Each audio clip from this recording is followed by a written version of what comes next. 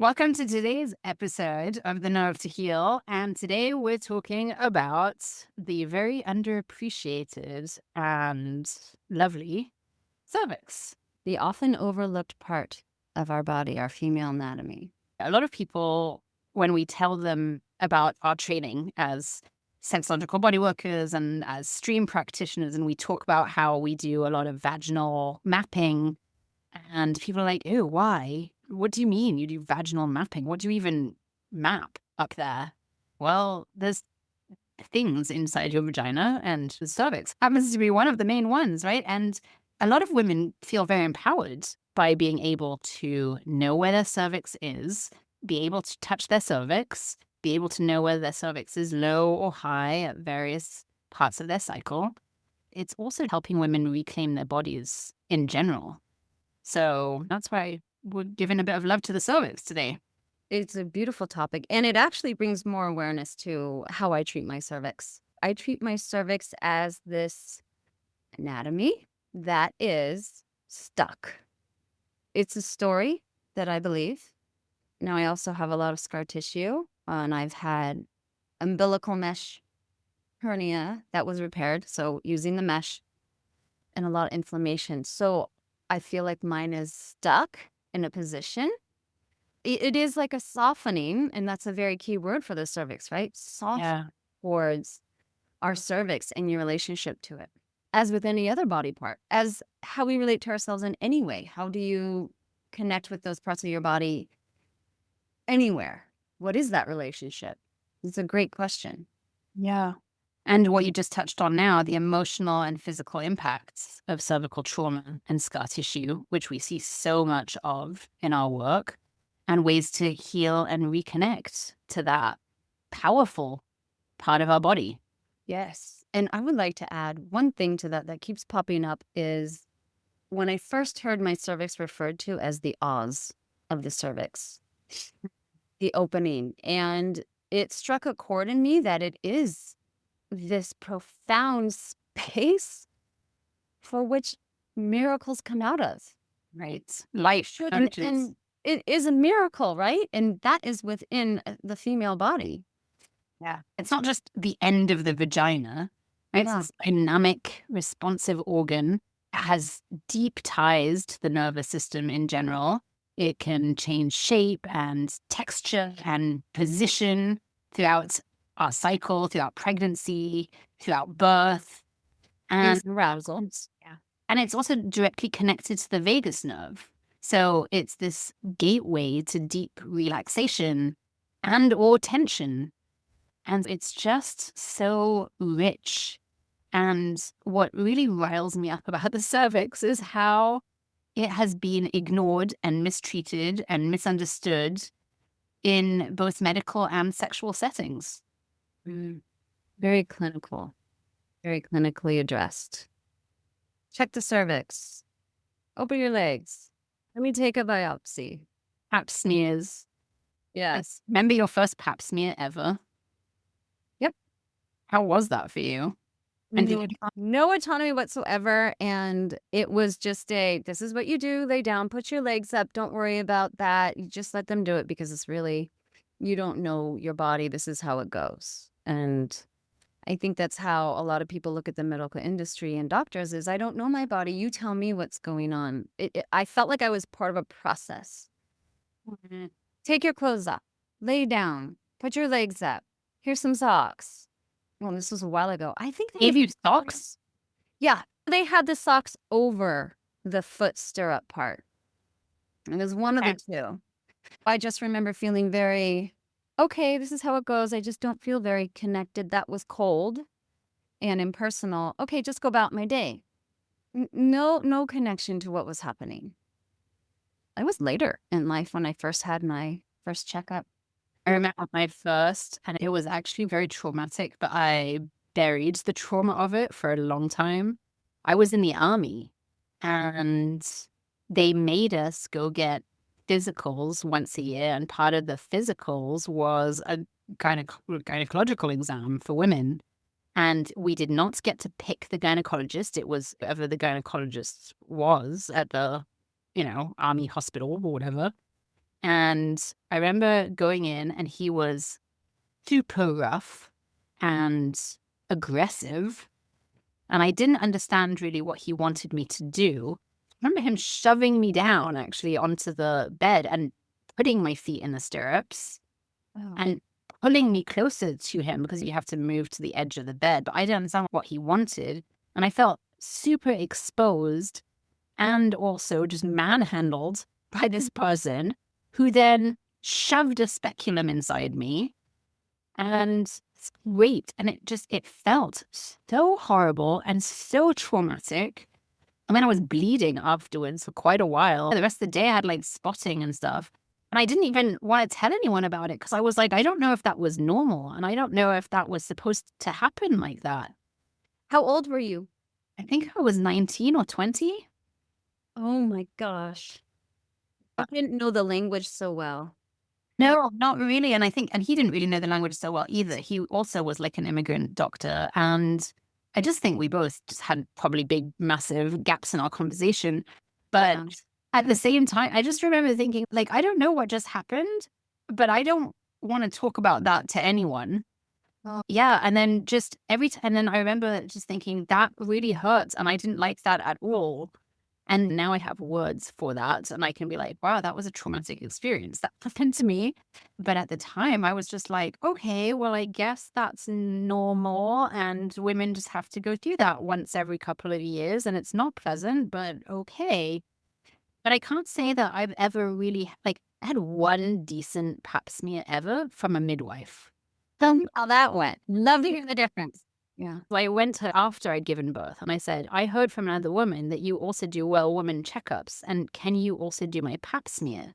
And she said, of course. And I said, should I make an appointment to do that? She said, no, let's just do it right now.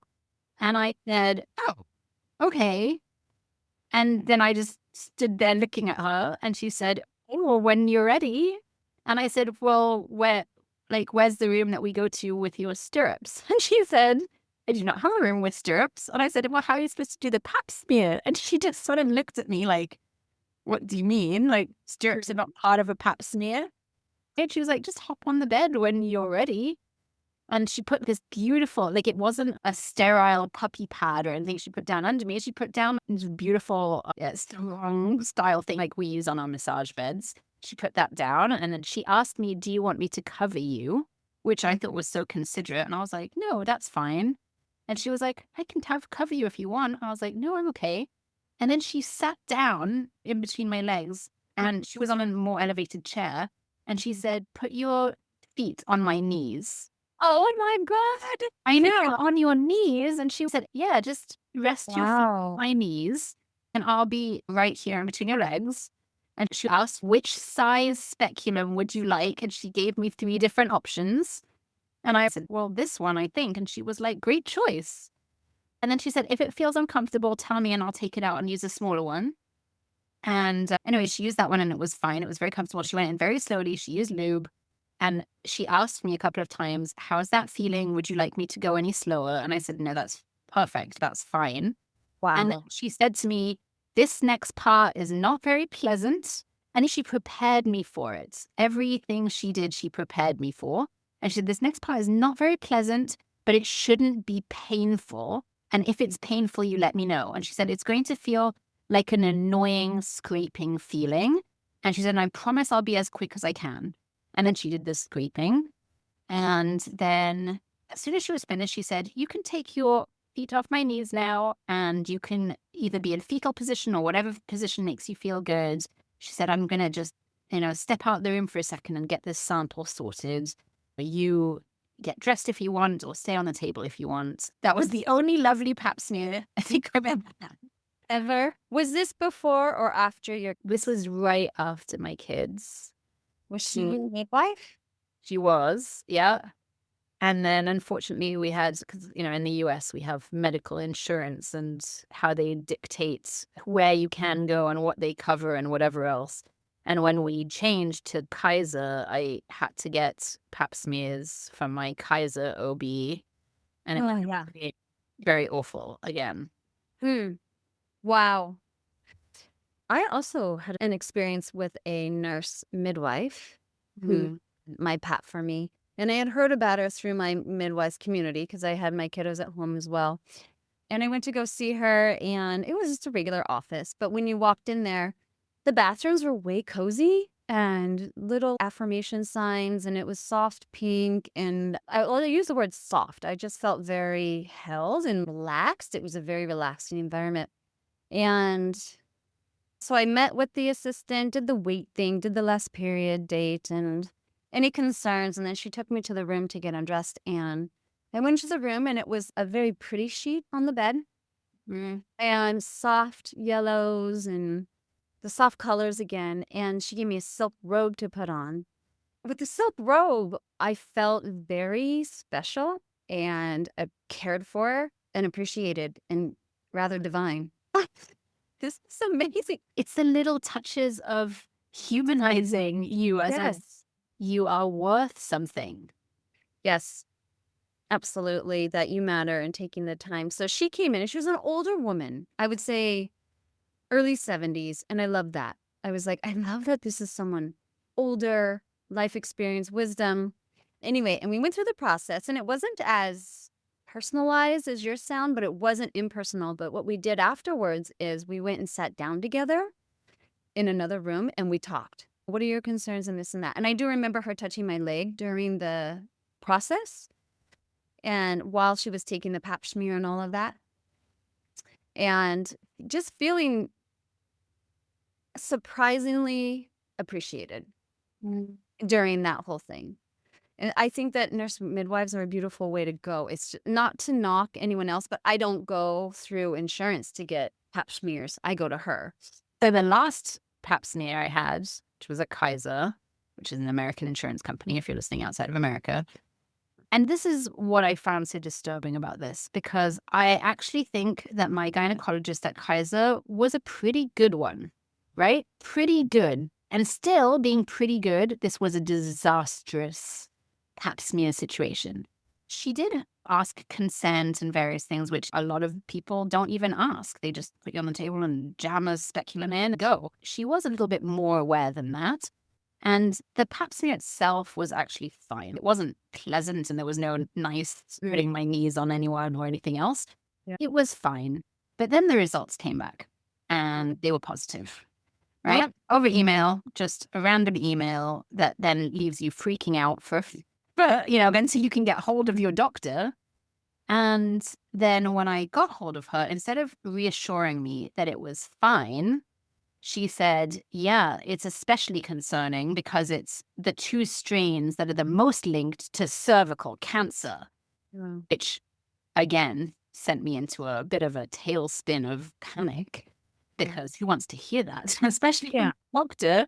Well, so I said, so what do I do? And she said, well, we need to get you back in ASAP for a colposcopy. I hadn't really heard about colposcopies before because I'd never had a positive pap smear before. Which is, colposcopy is just a sampling of the cervix to see. Well, they punch 3 little holes in your cervix. They take from 3 different areas. They punch a little hole in your cervix and they take it out to biopsy it. Colposcopies were developed in 1924 by a German physician called Hans Hinselmann. And Hans Hinselmann then became a very active member of the Nazi Party.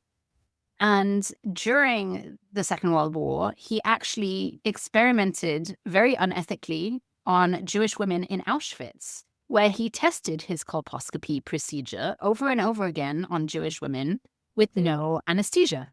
It caused significant pain and suffering. So the development of the colposcopy is very intertwined with that history of medical abuse and exploitation. When I read that, I messaged my doctor back and I said, 1, I would like you to tell me why we need to do a colposcopy. Is it really necessary? And 2, can you please assure me that this will be done under anesthesia?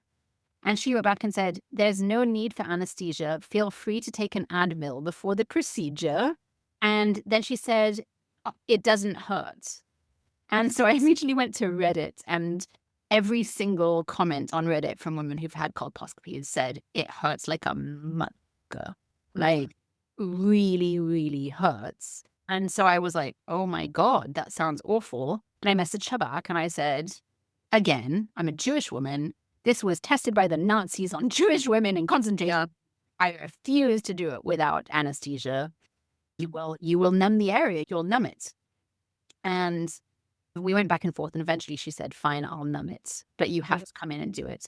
And I had also sent her an email. I said, look, I've read up on these things. You can actually just spray vinegar on my cervix, and you can look at it with a special microscope that you have in your office, and you can see if any of the cells turn white. And if any of the cells turn white, then there is definitely something to colposcopy. But if none of the cells turn white, it means that there haven't been any cervical changes, and therefore you don't need the colposcopy. And she said, yes, but this is just standard procedure at Kaiser. We just go straight to the colposcopy. And she was not ready to even entertain the idea of not doing it. Well, and all the research that you did and took the time to, and the actual concern about your body and your well-being, that's Right. not going to play there. Yeah. Like, I know better than you because I'm a doctor. Well, this is the protocol, and we're doing it this way. And right? don't be a baby. Like, Why do you care? Yeah. And so I took 2 Advils, actually, and probably some CBD, and went to the colposcopy. And I said to her when I got in the room, look, I still have misgivings about this. She said, oh, look, we're going to do the vinegar thing too, but I'm still doing the colposcopy. She said, I'm doing it regardless.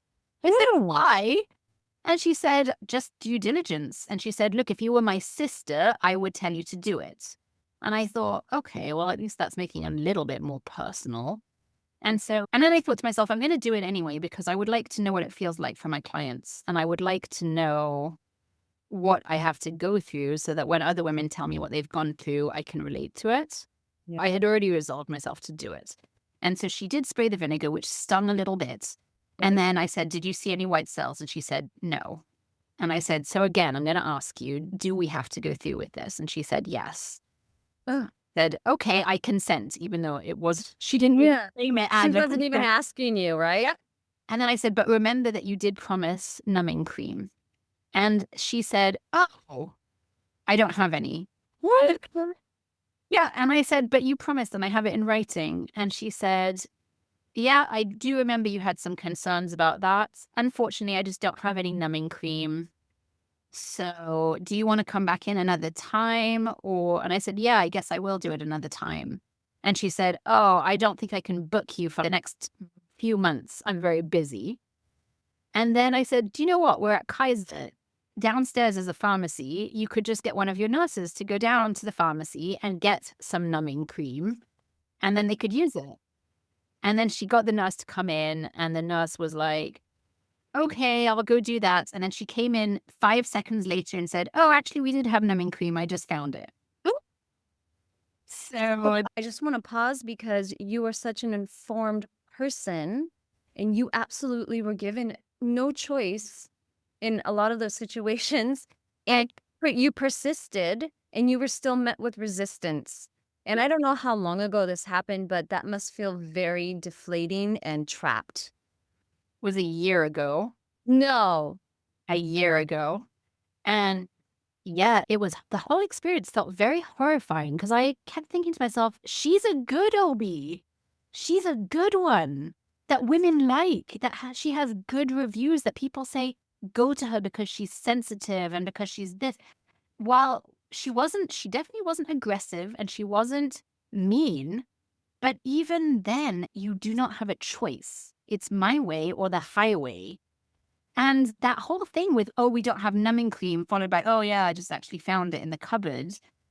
So, I'm sorry, but that's really embarrassing on her part. And she didn't seem embarrassed. She just said, okay, well, we found it. And then the next thing that she said, Angie, was, it takes 10 minutes for the numbing cream to work. And I said, okay, I don't actually mind. I'm not in a hurry. And she said, yes, but I am. Oh. And I said, okay, well, I don't know what you want me to do about that, but you did promise me numbing cream. And she said, well, here's what we have to do then. Were your legs in the stirrups and you were totally exposed this time? And she's right between your legs. Yep. Okay. Arguing with me. Okay.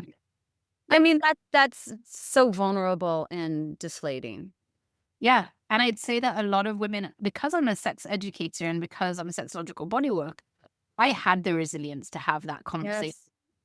I would say a lot of women would have collapsed way before that point. I agree. And I was not going to let her off the hook because I really wanted to see how far she would go with this. And so I said, okay, well, we're at an impasse again because you promised me this numbing cream. And she said, here's what we'll do. I'll put the numbing cream on if you insist on it. But then she said, even though the cervix has no pain receptors, and I said, actually, it does have pain receptors. Don't lie. And she said, well, it has very few pain receptors. And I said, but it's still a very emotional part of the body. And I have read that it really hurts. And she said, it doesn't, but okay. And then she said, you want the numbing cream? We'll put the numbing cream. She said, after I put the numbing cream on, I will have to go and attend to another patient who I'm already late for. And you will have to stay with the speculum inside you and with your legs in stirrups for at least 15, if not 20 minutes. And that will be very uncomfortable for you. So I suggest you just forego this numbing cream. And I told her, well, I've had sex for more than 20 minutes before. So I think being with the speculum inside me for 20 minutes will be fine. And she just said, well, I think it will be very uncomfortable. And I said, I think I'll be fine, but go ahead and take care of your other patient and I will wait for you. And she was very reluctant, but she did it. So she put the speculum in, she put the numbing cream on, and then she left the room and left me there for 20 minutes, which fine. Just because we work in somatics, Sylvie, I just want to share what I'm feeling, which is a retraction. My shoulders are coming forward. I can feel my upper back going back, and I feel a lack of words, and I'm more tend towards that flight side, and I know that you are a fighter, and you are exactly right with what you're saying. Like, I have the stamina and the stability in my nervous system only because I know what I'm doing. I know myself, and I've done my research. This is my work. I can have this conversation. And I will say that that's a very powerful place to be in, and it's not as easy as it sounds. You are absolutely right. Like that. Yeah. Yeah. I mean, the very fact that your legs are up this whole time and you're actually having to be defensive about yourself, that says a lot. And this person who's supposed to be taking care of you and have your best interest is pushing you in the direction that you clearly do not want to be. And it's not once or twice. It sounds like three or four times. And here you are laying down on your back, right? In this surrender position, belly up, Legs open. you're totally exposed. And did you have the speculum in you the whole time? Yeah. Okay, so then you're totally open and having to support yourself and carry your own backbone. You did this alone. You didn't have a friend there. You didn't have your partner there. No one was supporting you. You did this on your own. And that is something that is deeply difficult, but you've done it so strongly. And that is really a huge inspiration for me. Yeah. Because I think I might be at a loss for words if I was met with that again and again. I don't even know if I'd be able to get up off the table and leave. Like, it'd have to really come to a point, right, where we acknowledge if we go into this bypassing of our needs and what we want, and we let the thing be done to us, versus like, you can even stop it right now and get up and go. But you were like, I want to know. There's a whole point to this. I'm going to find out, and I am capable. Yeah. I just kept thinking the whole time, what if my clients were going through this? Yeah. Because I know my clients are going through this. Yep. And so at that point, I was almost looking at myself from a third party perspective and saying, let's see where this goes because I want to see what she says next. I'm not asking for the moon. I'm asking for some numbing cream on my cervix. It shouldn't really be something to resist. But okay, she resisted and she came back in and she was clearly annoyed. Her whole attitude was one of impatience after that. I had clearly messed up her schedule of 15 minutes per client. Yeah. And that was not in her plan for that day. And so she came back in and she said, it's probably taken effect by now. And I said, yes, I'm sure it has. How much time had passed? 20 something minutes at that point. And it was cold in there as well. She came back in, and then there's the colposcopy machines, and they go in, and it punches these little holes in the cervix in 3 places. And I asked her, if you just take one, since when you did the vinegar, you didn't see any white cells, how about we do a compromise here and you just do one hole in my cervix and not three? And she said, no, it is three. That's what I have to send to the lab is three. And that's what I'm going to do. And then she said, anyway, you've got the numbing cream on. It wasn't going to hurt anyway, but just give a cough while I'm doing it because that will help to push the cervix down and distract you a little bit. And I was like, why do I need to be distracted if it's not going to hurt? But okay. Yeah. And then I did it. Holy shit, it hurts, Angie. Still, with the numbing cream, with the Advil, it still hurts. I was like, oh my gosh, that was sharp. And she said, little sharp shock, yes. And I said, what's the deal like without the numbing cream? And she said nothing. She just didn't answer me. And so that happened 3 times. And I remember thinking, holy crap, that was so unpleasant. I think I said that out loud. I was like, that was so unpleasant. And she said nothing. And then she said, you'll just get your results in a few days. And she said, if the results are positive, we will do a LEAP procedure. And I said, we will talk about it. Luckily for me, end of the story is I came back and there were no concerning changes. And so I never had to deal with that again. And then she retired 2 months later. So I will not find a new OB or a new midwife or whatever to do a follow-up at some point, but I'm still recovering from that experience. Wow. I'm really glad that you shared that. That feels like a very extreme situation that you went through. And I hope that my experience is extreme, but I have a feeling it isn't. the violations that occurred for women in the gynecological office, Yeah. in doctors' offices, I just am shocked at how much challenge and defense you were met with. Yeah. And I think maybe it was extreme because I didn't give up. And I think a lot of people would probably have given up very early on. Even when someone gets told, oh, your pap smear came back positive, you need a colposcopy. I think a lot of people would be like, oh, okay, my doctor told me I need one. And they probably wouldn't look it up or research it. And they'd probably go in and ask, like, does it hurt? They'd be told, no, just take an Advil. And then they would be met with this pain. And they would be told, you shouldn't actually feel any pain, which is total gaslighting. Absolutely.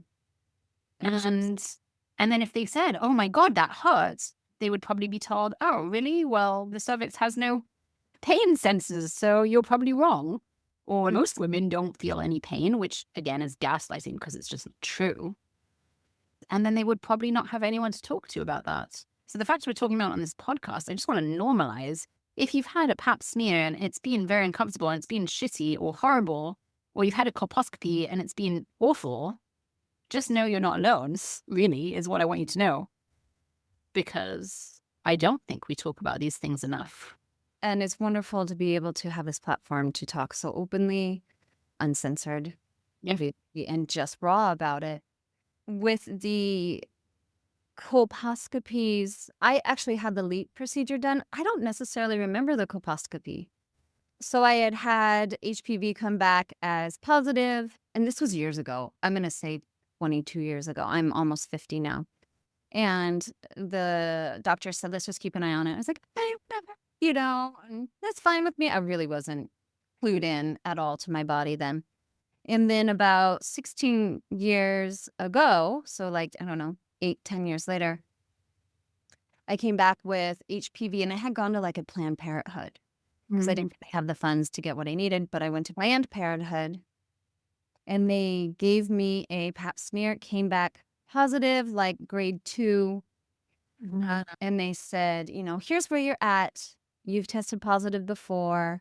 And I remember saying like, well, HPV comes and goes. And I'm aware of that. It's spread easily. Everybody carries it. It just, fluxes. And it was the same situation of, no, we need to do the LEAP procedure. If you don't do the LEAP procedure, it could lead to cervical cancer and blah, blah, blah, blah, blah. And me not being very tuned into my body and always just giving myself up to a doctor's recommendations or procedures, I would just do it. And I remember doing the LEAP procedure and they did numb me a bit. I think they inject the cervix. And then they do a bit of a scraping and she talks me through it. The lady was nice as could be for what they were doing. And she said, we're going to scrape the top of your cervix off, like a layer of the cervix. You're going to smell a bit of a burning. Probably have some cramping afterwards. And I just laid there and remember being tense and restricting. I was bracing and her going through it. And I remember smelling it and almost like I just checked out. Yeah. I remember smelling the smell and going, that's really gross. What is that? What is that happening inside of me? And I went home, drove myself home, and I remember some cramping, and I just kind of laid in bed that night. I was not emotionally connected to myself going into that procedure. And even afterwards, it was like, okay, this is just the response anatomically, right? Not really taking into consideration the emotional aspects of my body and what was happening. So there is that level of jumping out of the body just to be able to move through something. Yeah. And that is a situation that I had been familiar with. I've gone through all of our trainings, all of them, coming greater within myself and understanding the dynamics of how I am connected to every single part of my body. But it does take a while to become aware of the emotional body, especially in connection with our cervix, our vagina.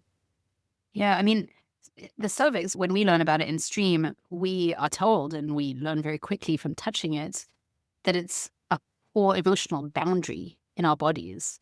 It's where this deep surrender and autonomy and trust all intersect. These are topics that all come up around the cervix. And it holds these unconscious patterns that are related to power and to control and to consent, and reflects on our early experiences of feeling safe or autonomous and our body integrity. All of that can be touched upon when you touch the cervix, when you have an experience with your cervix. That's sometimes why deep penetration can sometimes bring up those feelings as well, because when you're touching the cervix, you're touching a very emotional portal. I would like to say, Yeah. before we got on the call, since we had briefly discussed, hey, let's, talk about the cervix, I grabbed my speculum and I Mm. sat down and I grabbed my magnifying mirror. I was like, well, let me connect with my cervix. It's been a while. And my cervix tends to tilt towards posteriorly, towards my tailbone. It's really hard to get back in that crevice. So I grabbed some castor oil. I actually set myself up in the sunshine because I have these great big Oh. in my bedroom and for lighting purposes. Uh-huh. So I put the speculum in and rotated it so the handle was up and I could adjust it and see within. And my pelvic floor is such that I don't think I have the right size speculum. Like I need a larger one. So the sides, east to west were coming in and I couldn't really see my cervix. So I took it out and I grabbed more castor oil and I reached back. Yeah. And as I start to go more towards the back, it feels like this cavernous unknown. And Mhm. it's also some type of apprehension about touching it. So when you're talking about the trust and this very emotional component and part of our body, I noticed that. Like, hey, I'm really kind of unsure about this back corner of my cervix. It feels very sensitive. And since we're talking about in this context now, it wants to be touched so slowly and so gently. It wants me to know every inch, like every centimeter of it, millimeter. Yeah. I move very slowly. And it's what we see when we're doing body work on people, that the cervix naturally softens and opens. First of all, when a woman is deeply relaxed, when Mhm. she's feeling emotionally safe, and often when she's aroused. And none of those things happen very naturally in a doctor's office. No, we're definitely on edge a bit.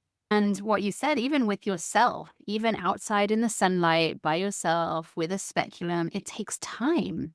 It takes time for a cervix to relax and feel ready. Oftentimes, because of unresolved trauma or fear, the cervix can remain tight and closed or numb. And that's why sometimes, people will say, I don't really even feel my cervix, or Yes. I don't have any pleasure from my cervix, because any kind of sensation you've had from your cervix in the past has been unpleasant. So it might well numb out for its own protection. Absolutely. It's this deep state of connection with yourself. And so what's also coming up with that trust is like boundaries, right? Yeah. How intimate are you with yourself that you know how you can trust yourself to uphold a boundary?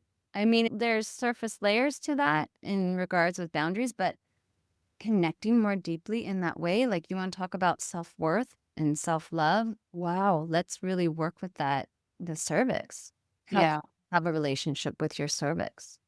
And there are a lot of different traditions that integrate the importance of the cervix, right? So I know that in Chinese medicine, for example, the cervix is linked to the heart uterus connection, and it does Mhm. have a connection to emotional openness and love.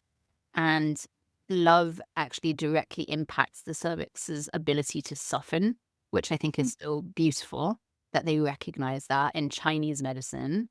And again, what a difference in Western medicine, where there's literally no love in that room and they just want your cervix to open and do what they want, Yeah. right? And it's also, so in tantric and yoga perspectives, the cervix is a spiritual center, and it's the meeting point of the root and the sacral chakras. And also in tantric tradition, there are practices that focus on cervical orgasms as paths to transcendence, where deep pleasure dissolves ego barriers and induces these states of oneness and surrender. Because again, the opening of the cervix is seen as deep trust and surrender. And yeah, it's so beautiful. It's very tender and inspiring as we talk about it. If you think about sex, you think about giving birth. The only way, two ways that can happen is a resonance of safety.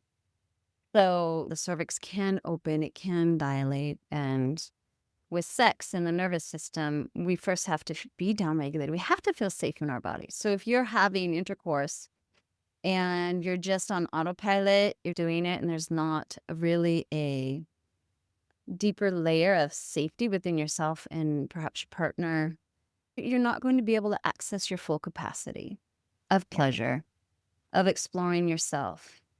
And working with the cervix, one of the ways that we can do that is the self mapping. I love the self mapping. Or if you're not comfortable self mapping and you don't know what you're doing, coming to a stream practitioner or a sexological body worker and getting us to help you do it. We don't have to do it and then you never get to do it by yourself. We show you what we're doing and we tell you what we're doing so that you can go home and do it yourself. And that very gentle internal massage that we do around the cervix, where we're going around and we're checking if there's any adhesions, and we're just very gently touching the cervix, and it increases blood flow and it releases tension. And if there is any scar tissue, which sometimes there is from childbirth and sometimes there is from colposcopies or whatever else you've had done to yourself, like LEEP procedures or other things, right? So when we use our stream scar tissue remediation techniques, what we're doing with that castor oil, like you said, you got your castor oil out and did that, you're softening and you're rehydrating the tissue and you're healing it.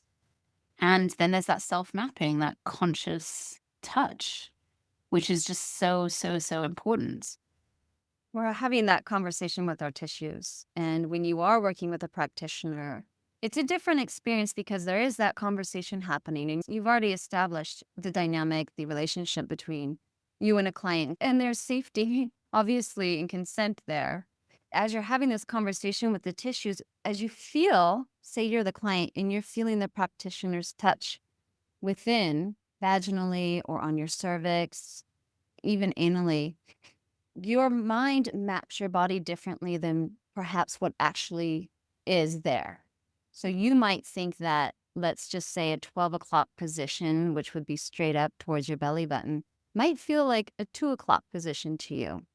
So part of mapping is to understand what's happening in your tissues, what spots are speaking to you, where is the scar tissue and adhesions, but also for you to have an accurate representation of your body anatomically, Yeah. proprioception. And when that shifts and changes and you realize, oh, you're at 12, oh my gosh, that feels like 11. So what's happening there is the new neural pathways start to form, right? So that's when we start to see change and shifting in your awareness and in connecting with your body. I love that. It is so powerful. I think you only realize how powerful that mapping is when you've experienced it.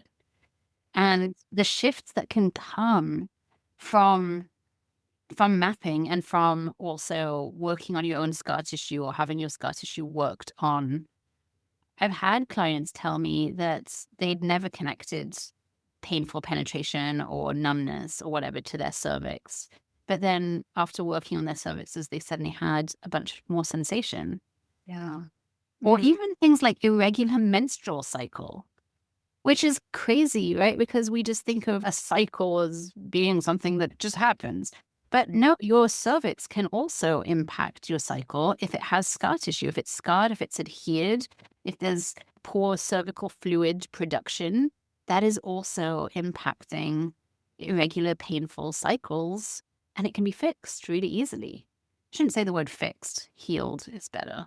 Yeah. Allowed to transition. What's the word? Not transition, but just to mold, shift, and shape its tissue and make some changes with awareness and touch and all of those domains. Like, so when we're talking about the body and the cervix, like it's never just one thing. I mean, it can be the way that your cervix sits biomechanically in your body. There might need to be some adjustment, right?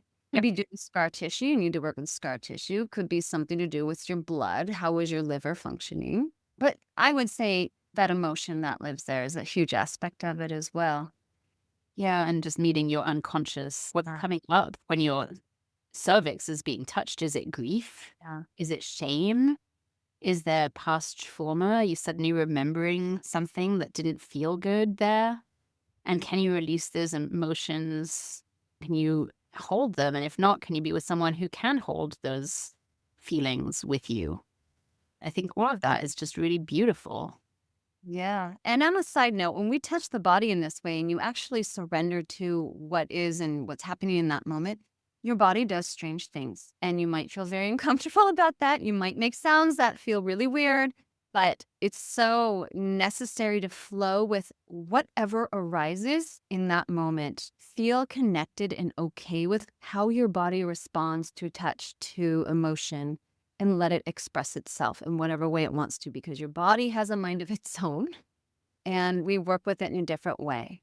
We give it grace, we give it the space it needs, we let it speak to us in tones, in sensation, in crying, in emotions. Like they're so essential. And allow yourself to be weird and Yeah. feel out of the norm when you experience scar tissue remediation, touch from a practitioner that feels completely unedited and you're raw, right? We get to be raw. What do you tell your clients when they ask you about exploring their own cervix? If they want to explore their own, what tips do you give them to do that? Mm.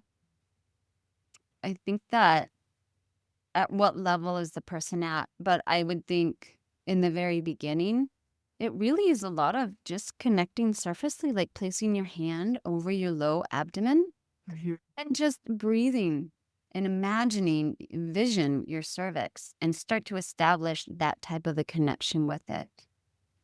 Yeah. And I think it depends on how willing is a person to actually put their fingers inside of them and spend that time. Can you create that sacred space where you don't have a expectation of yourself? You're really just going to explore. With curiosity. Yeah. Just touching yourself in a way that is for the first time Yeah. with new eyes, fresh eyes, as much as you can. Yeah. And noticing what comes up, whether it is pleasure or whether it is discomfort or whether there are certain emotions, and being with them with patience and warmth and care, just like you would if any other part of your body Wow. gave you weird sensations. Mm-hmm. What's your favorite part about working with cervixes? I always find that I'm always surprised by how different they feel. And it's a little bit like a treasure hunt trying to find them. But because I don't ask my clients, when was the date of your last menstrual period? Because it's not a doctor's office and I don't want them. So sometimes I'll say, do you want to tell me about your last cycle or something? But sometimes I won't. And when I'm doing mapping, maybe this is an ego thing, but sometimes I like to tell them like, oh, it seems like you're very close to your next period, or oh, you just finished your last period, haven't you?